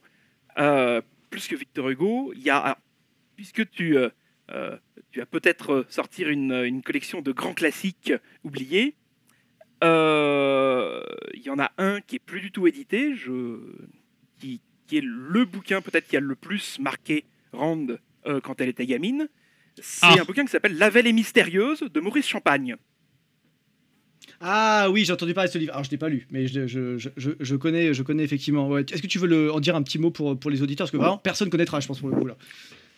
C'est compliqué à résumer, mais grosso modo, ce sont des en termes de genre, on parlerait de romans d'aventure coloniale aujourd'hui, même si ça, voilà, avec le recul. Moss, il a fait une tête. Alors les gens ils peuvent pas le savoir, ils ont pas l'image, mais il a fait une de ces têtes là. J'ai l'impression que c'est pas très YouTube friendly là, tout ça là. Aventures exotiques, on va dire ça comme ça. Voilà, tu veux dire un roman initiatique de voyage, c'est ça? Non, pas forcément initiatique. Tu pourrais dire Voyage au bout de la nuit. Tu pourrais dire Voyage au bout de la nuit est un roman colonial hein, aussi, tu vois. Donc oui, c'est vrai. C'est vrai. Une fois qu'il sort de sa tranchée, après il va découvrir un peu le monde. Tu vois. Non mais voilà, tu vois, faut toujours faire attention à ces choses-là. Vas-y, Émile, on te laisse reprendre. Non, très simplement, ce sont les aventures d'une sorte de, je vais pas dire de giga chat pour minette, mais c'est pas loin. Le mec qui est officiellement soldat, mais qui est quand même rebelle, mais bon voilà, un petit peu tout à la fois, qui enquête et finit par lutter contre une sorte de culte étrange dans une vallée perdue, peut-être en Inde ou en Afghanistan par là, une sorte de culte qui exige des sacrifices humains, voilà. Et putain, mais c'est incroyable parce que je sais pas si c'est ton résumé qui fait ça, mais on sent déjà tout ce qui va se retrouver après chez Ayn Rand, parce qu'en fait les grands romans de Ayn Rand, il faut quand même le dire, parce que depuis là on approche de la fin du podcast et on n'a pas parlé, on n'a pas résumé les romans. Alors je les avais fait dans vidéo, etc., mais il y en a les deux grands romans d'Ayn Rand les plus connus, c'est La Source vive et la Grève. Il y a un roman de science-fiction aussi qui est peut-être ouais, il y en a deux, il y a Hymne et il y a oui, c'est à Hymne que tu pensais. Ok, d'accord, ouais. C'est presque une nouvelle, mais qui est très bien. Hein. Oui, parce qu'il est très, très bref. Ouais. Mais donc la grève, ça imagine en gros un monde qui est paralysé par, enfin un monde américain qui est un peu figé dans les années 50, un peu technologiquement 50-60, et qui est paralysé par un trop plein de lois, de normes, etc. Et en fait l'État est tel qu'ils peuvent plus avancer. Et voilà, et de démocratie. Et en fait, il est complètement pris par les trop grandes normes, et en fait ça résonne terriblement avec notre époque, et dans lequel en fait on suit un certain nombre de personnages qui en fait ça imagine une grève, comme son nom l'indique, de tous les esprits productifs du pays, c'est-à-dire les intellectuels, les ingénieurs, les entrepreneurs, enfin voilà, tous ceux qui font tourner la boutique en fait, en réalité. Plus que tourner la boutique, tous ceux qui littéralement portent le monde sur leur dos. Oui, c'est ça. Ouais, tout sur le Atlas. Ouais. Atlas, c'est ça. Oui, parce qu'en fait, en anglais, il s'appelle Atlas Shrugged. C'est les cariatides de la société, en fait. Ouais, exactement. Cariatide, c'est pas exactement. exclusivement féminin. Comme moi, c'est moi. Ouais. Et alors, l'autre roman qu'elle a écrit avant, qui s'appelle La source vive, alors ça se passe dans les milieux de l'architecture new-yorkais dans les années 20, si je dis pas de bêtises. Et en gros, ça suit la figure d'un architecte intransigeant qui, comment dire, il a quelques problèmes pour mettre de l'eau dans son vin quand on lui demande En fait, il réalise des grands buildings et en fait, quand on lui demande de faire des petites concessions esthétiques, son génie s'offusque. Voilà. Et bon, je vais pas vous dire ce qu'il fait, mais disons que la réunion de remise des clés à la fin, elle va pas se passer très très bien avec les différents membres, et s'en suivra bien sûr un procès qui est encore une fois, le procès est un lieu clé chez Ayn Rand, parce que le procès, le discours, en fait, la confrontation d'un homme seul à la foule, comme on disait tout à l'heure, est un élément très très très très important. Alors peut-être juste le discours final pour convaincre. Le discours final pour convaincre. Si tu veux, il se trouve que la source vive a été adaptée au cinéma avec un. Moi, ça adore d'ailleurs. J'adore, c'est l'adaptation de King Vidor à laquelle tu fais référence. Mais ouais. Ouais, c'est 40 qui est incroyable. Non, le film à l'époque, a marchouillé. Avec le recul, c'est aujourd'hui, si j'ai bien compris, considéré comme un des meilleurs King Vidor. Mais effectivement, à l'époque, ça avait un petit peu turlupiné parce que, à la fin, vers la fin, le héros entame un discours de 6 minutes. Non-stop. Il fait un tunnel. Et encore, c'est plutôt light par rapport au discours de John Galt dans oui, le discours de John Galt, c'est un chapitre entier, en fait, dans la grève. C'est littéralement 60 pages. Alors, 60 pages, je ne sais pas si les gens se rendent compte, mais à parler, 60 pages à voix haute, ça doit faire 3 à 4 heures. C'est un discours de taille Fidel Castro. Mais même quand tu parles comme moi par exemple, quand je fais des vidéos sur YouTube, vous voyez, il dure un quart d'heure, 20 minutes les vidéos, souvent c'est 5 à 6 pages de script. Donc en fait, si tu fais 60 pages, tu fais 20 minutes fois 20 minutes fois 10, pardon. Donc ça fait 200 minutes, donc ça fait 3 heures. Même avec mon débit très rapide de parole, ça fait 3 heures, quasiment 3 heures et demie de speech. Donc là, c'est terrible. Hein. Si t'es pas du ring, ça fait 3 jours et demi. Hein. Je sais pas si tu mesures en x7. Donc, moi, j'ai une question pour toi, Émile. Alors, je sais pas du tout si c'est juste parce que j'ai un artefact de pensée ou un biais français pour ce coup, mais moi je trouve qu'une partie de l'univers de Ayn Rand me rappelle un peu Cyrano de Bergerac. Tu disais tout à l'heure, le hussard là, que la réunion allait pas bien se passer parce que on allait changer son projet ou je sais pas quoi, et ça m'a rappelé ces deux vers de Cyrano. Impossible, monsieur, mon sang se coagule en pensant qu'on y peut changer une virgule. Et Cyrano a une autre tirade un peu plus loin dans le même livre de Rostand, enfin la même pièce, qui est la fameuse tirade des non-merci. Et je trouve qu'il y a un peu un point commun entre la tirade des non-merci et les discours parce que John Galt ou de... Non, mais la tirade des non-merci, elle termine quand même par ce moment où il dit ne pas monter bien haut peut-être, mais seul. Oui. Et en fait, chez Rand, il y a quand même cette idée que tu vas monter seul, mais tu vas monter haut, pour le coup. Oui, mais tu vois, je trouve qu'il y a quand même un embryon de points communs entre Cyrano et le personnage rantien classique. Ouais. Et je sais pas si c'est un truc qui correspond à peut-être qu'elle avait lu le texte de Rostand et ça l'avait fasciné. Oui, elle avait lu Rostand. Oui, ça. Oui, ça c'est sûr. On sûr. sait qu'elle a lu Rostand. 2 remarques. La première, c'est que ne pas monter bien haut, c'est tout à fait possible. En fait, certains de ces personnages positifs dans la grève sont effectivement d'immenses capitaines d'industrie, des grands professeurs, tout ça. Mais, pardon de révéler un élément de l'intrigue, mais John Galt, c'est juste un ingénieur de base. Oui, c'est juste un ingénieur de base. Voilà. Alors, et effectivement, il n'est pas monté bien haut et il y est monté seul. Par contre, pour ce qui est de ne pas changer une virgule, il y a justement une anecdote amusante sur la manière dont Rand a réussi à faire accepter 60 pages de discours à son éditeur.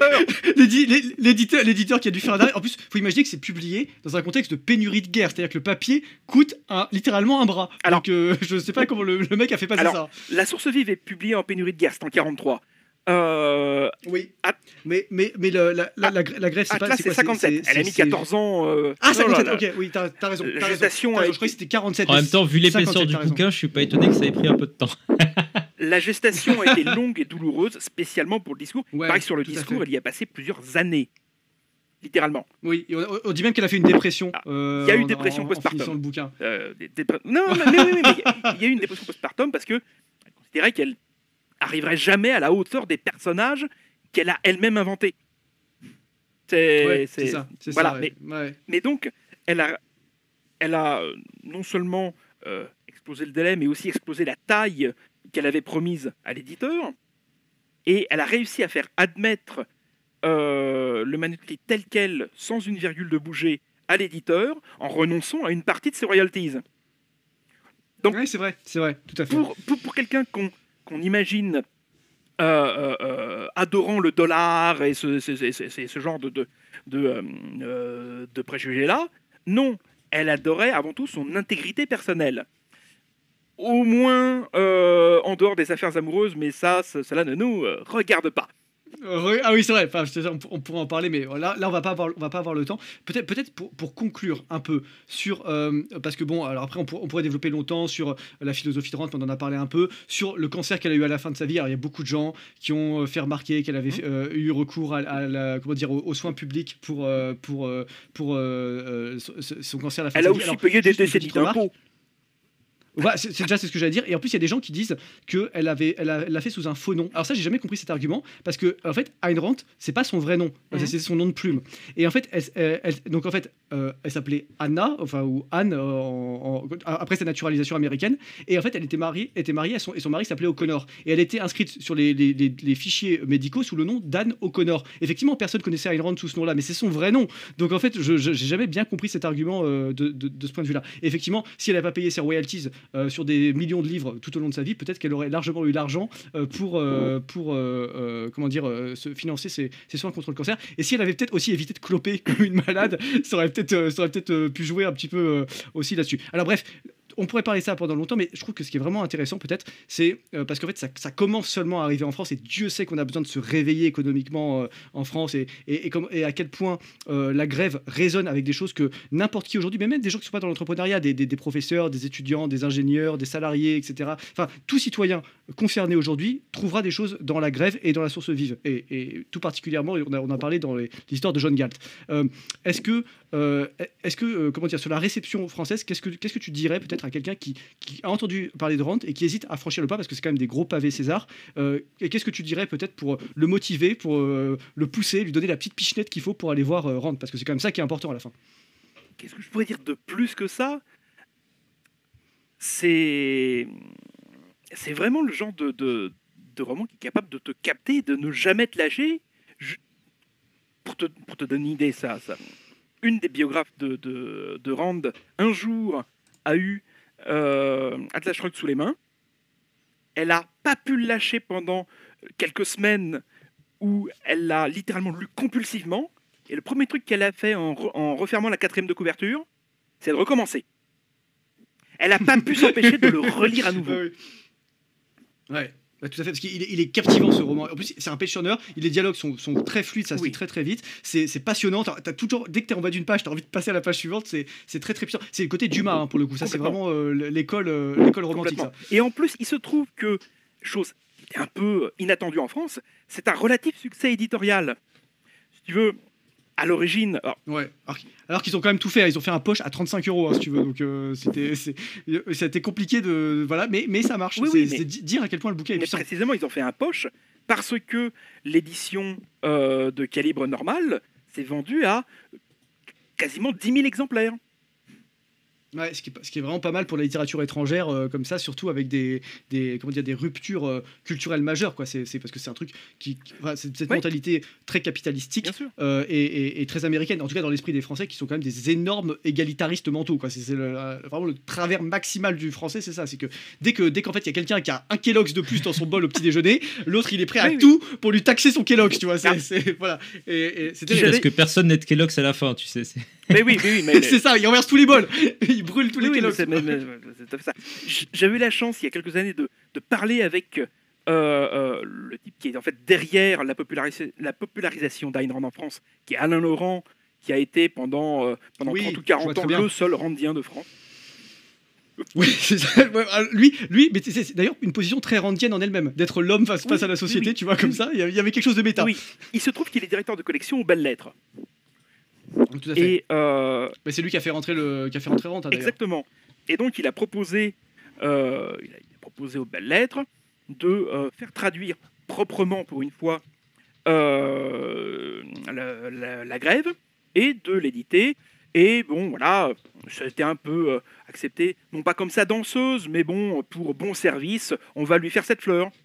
Puis en fait, ça Ouais. s'est vendu. Puis en fait, ça a été rentable. Ça a été suffisamment rentable pour proposer une édition de poche. Et puis ça a été suffisant. Ouais, et ça, c'est bien. Ils sont suffisamment rentrés dans leurs frais pour proposer le reste, pour proposer les 3 autres romans et pour proposer au minimum 2, si ce n'est 3 anthologies d'essais d'Ayn Rand à côté. Des essais, des essais comment dire, politiques et philosophiques. Ouais, tout à fait. Donc, ça c'est vraiment un truc qui me motive. Moi, il y a 2 choses quand même qui me frapperont. Alors déjà, première chose, peut-être que c'est lié à ma génération, mais moi j'en ai parlé en vidéo, j'ai quand même beaucoup joué à la saga des BioShock, dont le tome 1 est particulièrement, alors le 2 aussi, mais le 1 particulièrement est très inspiré de l'univers d'Ayn Rand. Oui, Je veux dire, déjà le personnage, alors c'est un homme dans l'histoire, mais qui s'appelle Andrew Ryan, donc Jacques, un anagramme partiel d'Ayn Rand, qui dirige une société qui est une société qui a fui le monde, mais qui est construite typiquement dans le style architectural des années 20, donc on retombe sur la source vive, au fond de l'océan, donc il a construit sa propre ville, qui est animée par un système capitalistique de laisser-faire total. Alors justement, parce que c'est une question, c'est une philosophie mise en pratique. On voit comment parfois il est obligé justement de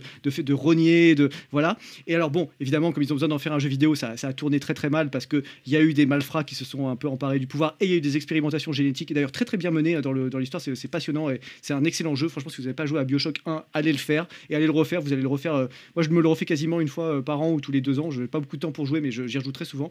C'est vraiment passionnant. Il y a une beauté dans le design du jeu et qui renvoie vraiment justement à l'esthétique que vous avez dans les romans d'Ayn Rand, c'est-à-dire ce côté, ce qu'on appelle, je crois, le diesel punk, c'est-à-dire ce côté, cette esthétique très années 20, entre années 20 50, avec beaucoup de cuivre, beaucoup de tuyaux, beaucoup de machines, de fumée, voilà, de choses comme ça. C'est vraiment très très agréable comme jeu. Déco.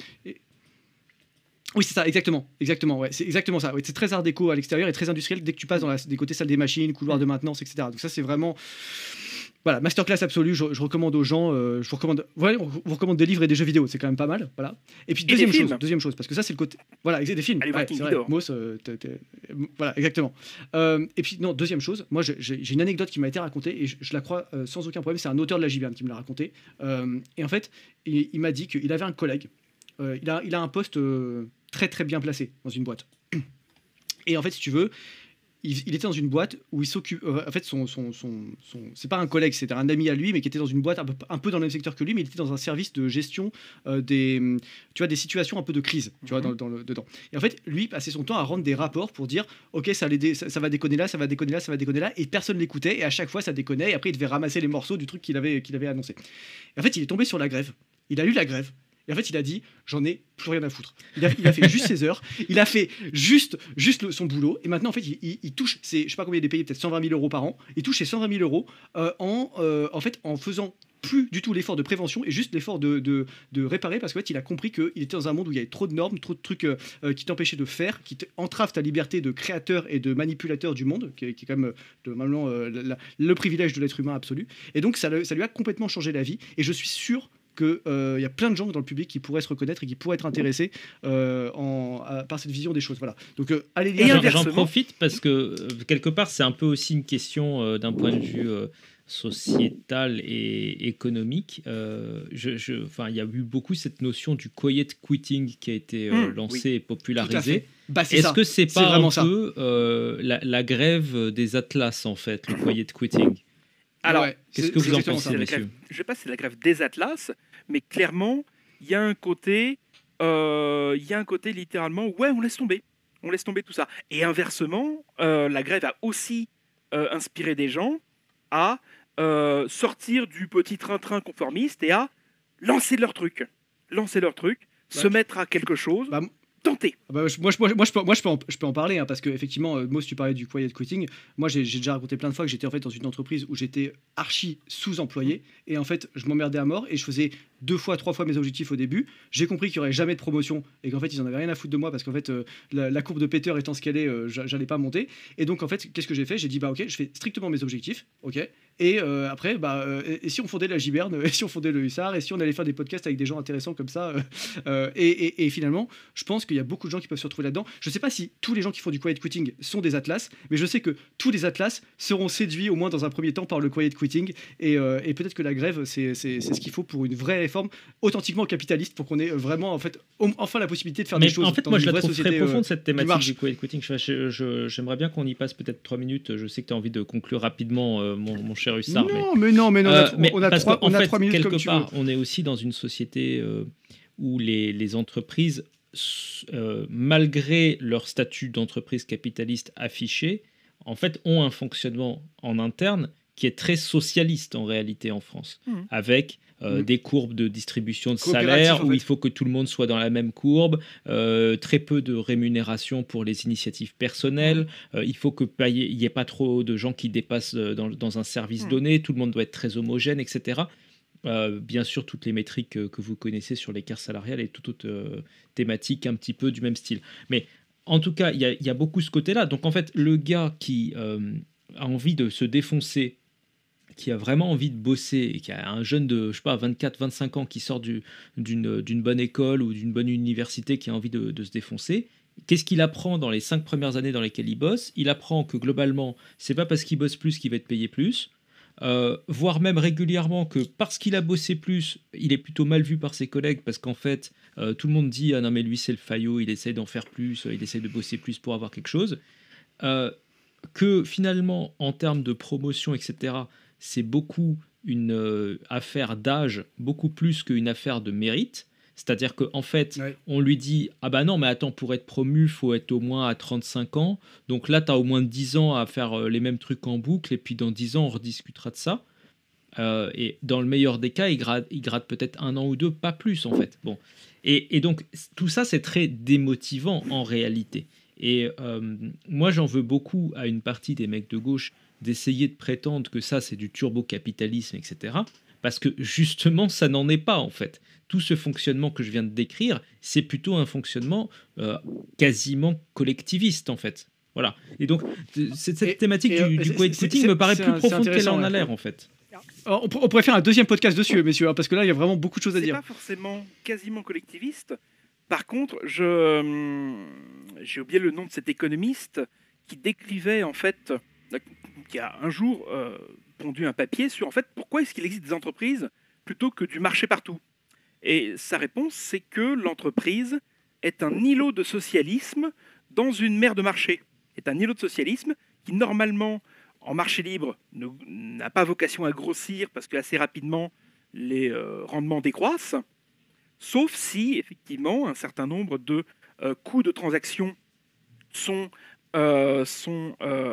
exacerbés par la réglementation, qui fait que la réglementation ne peut de toute façon être gérée que par des grosses entreprises et pas les petites. Les petites meurent sous la réglementation, les grosses, bon, elles ont un service. Bah, en fait, elles arrivent à bloquer des petites avec la réglementation souvent. En plus, il y a un côté jeu pervers qui est pénible. T'as ça, mais très souvent, moi, ça va même pas jusque-là. C'est simplement que t'as l'éternel problème des entrepreneurs, et c'est pas toi que je vais l'apprendre, c'est la question du levier. C'est-à-dire comment arriver à générer assez pour travailler à plein temps dans ma boîte, même en me payant pas en salaire, en me payant en dividende. Et ensuite, comment arriver à, même en me payant en salaire ou en dividende, peu importe, à prendre quelqu'un à mi-temps, même au SMIC, pour qu'il puisse m'aider. Parce qu'en fait, plus t'as des gens dans ton équipe, en fait, 2 personnes, ça fait pas 2 fois plus de trucs qui sont faits, ça fait 4 fois plus de trucs qui sont faits. Et parce que t'as un moment où les choses se mettent en marche. Et en fait, effectivement, la vraie difficulté, c'est d'arriver à bosser. Et puis au bout d'un moment, c'est l'inverse, justement, ça se tasse parce que la réglementation met des normes, puis t'engages des gens qui veulent faire leurs 35 heures, et voilà. Ouais, exactement. En fait, il y a une espèce de plateau, tu vois, c'est terrible. Mais ça, c'est un effet vraiment passionnant. Et tu vois, tout à l'heure, tu parlais de Cyrano, et en fait, Cyrano, quand on y réfléchit 2 secondes, Cyrano, c'est un mec qui a tout pour réussir, pour plaire, pour régner sur le monde et tout. En fait, il a juste 2 défauts, si on y réfléchit au fond. C'est il est archi intransigeant avec ce qu'il fait, etc. Mais Ayn Rand te dirait que c'est pas un souci. Et deuxièmement, on pourrait dire son nez, mais c'est même pas vraiment son nez. C'est qu'il n'arrive pas à se convaincre que son nez n'est pas un obstacle insurmontable pour ses tractations amoureuses.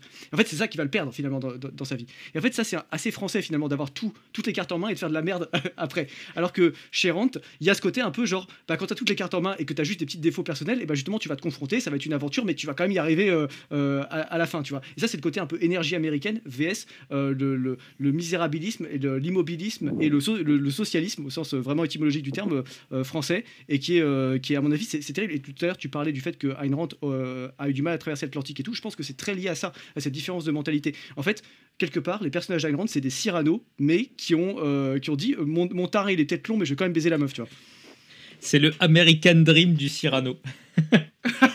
C'est ça, Cyrano aux États-Unis. Il y a un côté guide de la vie, pas héroïque, mais guide de l'héroïsme au quotidien, en fait. Mener une vie bonne, pour le dire dans les termes, pour le dire dans les termes qu'aurait pu employer Aristote, que Rand adulait, mener une vie bonne, pour Rand, a toujours un petit facteur d'héroïsme du quotidien. Ouais, tout à fait, et effectivement. Bon écoutez, en tout cas c'est vraiment passionnant. On pourrait en parler pendant des heures et des heures. Moss, vu que tu as moins parlé dans cet épisode puisque nous avons. Moi j'ai écouté, c'était passionnant. Voilà. Franchement, il a eu le podcast en direct. Exactement. En fait, j'ai écouté, j'étais en live et finalement je trouvais ça super. Vous avez très très bien bossé tous les deux. Moi j'ai écouté. C'est un plaisir. En tout cas, franchement, c'est très bien d'avoir mis en évidence le travail de Ayn Rand. Et de m'avoir fait découvrir du coup Marcon, pardon, qui était ouais, tu vois, même moi j'ai fait l'erreur. Tout le monde fait l'erreur. Si en tu as peur pour ta pile de livres, c'est 120 petites pages format poche, c'est vraiment l'affaire d'une soirée. Ok, écoute, comme quoi c'est possible. Je m'étais dit, tiens, je vais relire l'intégralité du discours de John Galt avant le podcast. Et puis, en fait, je t'avoue que j'ai eu le temps d'en lire que la moitié. Donc... Parce que t'avais qu'une semaine de congé, c'est ça? Non, même pas. Ouais. Mais bon, parce que j'essaie de préparer à chaque fois les podcasts qu'on fait en relisant les trucs pour me rafraîchir la mémoire. C'est bien. Il est sérieux. En tout cas, franchement, c'était super. Merci beaucoup pour ce que tu fais en faisant une œuvre de popularisation de l'œuvre de Ayn Rand sur notre podcast. J'en profite pour recommander d'ailleurs l'édition des belles lettres. Alors moi j'ai la version de la grève en format gris, la version un peu de luxe. Je voudrais dire un truc dessus. C'est que j'ai été contacté dans les commentaires de la vidéo que j'ai fait sur Ayn Rand par la traductrice qui a fait un très bon boulot. Sophie Bastide, oui. Alors voilà, en tout cas elle m'a dit dans les commentaires je suis la traductrice machin truc. Donc je n'avais pas relevé son nom, je ne peux pas aller regarder. Je lui ai laissé un message en lui disant ça me ferait très plaisir d'échanger avec vous et éventuellement de discuter avec vous, etc. Je n'ai pas eu de réponse. Voilà. Mon invitation tient plus que jamais. Je serais vraiment ravi d'échanger avec elle. Je trouve qu'elle a fait vraiment un très très bon travail. Je peux t'arranger ça, mon cher Richard, parce que tu la connais. On était en discussion jusqu'à il y a pas très longtemps avec elle, en tout cas pour éventuellement qu'elle traduise un texte pour nous. Donc il y a moyen qu'on fasse quelque chose. Voilà. C'est la garantie. Abonnez-vous. Elle fait un très très bon travail partout où je l'ai vu faire. Ouais, c'est sûr et certain, on est complètement d'accord. Abonnez-vous et mettez-nous plein de commentaires et on fera un épisode 2 Ayn Rand vu par sa traductrice en France. Ça serait stylé quand même. Un grand plaisir. Franchement, ce serait très stylé. Toujours des invités de qualité dans ce podcast et toujours des échanges de qualité. Mais écoute, messieurs, merci vraiment beaucoup pour vos échanges. Moss, est-ce que tu veux nous faire un petit instant réclame et promotion pour nous quitter sur des termes capitalistes qui plairaient à Ayn Rand? Le petit instant réclame, c'est Thomas Sowell, c'est notre dernier livre. Une traduction qui vous donne accès à un complément bienvenu, moi je dirais en termes économiques, à ce que fait Ayn Rand sur le plan plutôt social et philosophique. Et donc franchement n'hésitez pas, je crois même Émile que toi tu l'as ou que tu l'as vu passer. Oui, voilà. je l'ai de Dalrymple, deux auteurs que je suis depuis très longtemps, j'étais ravi que tu les traduises. Voilà, écoute, et on a d'autres projets très sympas qui arrivent très vite, donc vous en faites pas, on fait du bon travail, c'est du travail de fond, c'est pas le travail qui est le plus rentable pour les éditeurs en général, mais c'est le travail qui va faire en sorte que la prochaine génération de jeunes aura accès à des très bons textes pour se former intellectuellement, pour comprendre un peu mieux le monde et peut-être éviter de tomber dans l'écueil d'un socialisme apparemment bien franchouillard. Voilà. C'était le mot de la fin pour moi, donc vas-y mon cher Hussard. C'est bien dit, c'est beau.